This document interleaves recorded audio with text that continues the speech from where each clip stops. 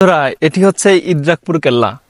প্রায় 400 বছর পুরাতন এই দুর্গ থেকেই জলদস্যুদের উপর আক্রমণ করা হতো তৎকালীন জাহাঙ্গীরনগর, বর্তমান ঢাকাকে রক্ষা করার জন্য এই দুর্গটি নির্মাণ করছিলেন।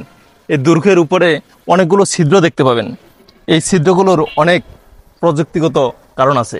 এই ছিদ্রগুলো দিয়েই তারা বিভিন্ন জায়গা থেকে আক্রমণাত্মক জলদস্যুদেরকে দেখার জন্য এই দুর্গটি ব্যবহার করতেন। এখানে থেকেই তারা জলদস্যুদেরকে প্রতিহত করার জন্য বিভিন্ন প্রস্তুতি নিয়ে থাকতেন। তো বন্ধুরা, আমাদের এই ভিডিওর নিচ থেকে লং ভিডিওটি থেকে আপনারা এই ইদ্রাকপুর কেল্লাটির এবং 400 বছর আগের এই দুর্গটি সম্পর্কে বিস্তারিত জানতে পারবেন। তাহলে চলুন আমরা ভিডিওটি দেখে আসি।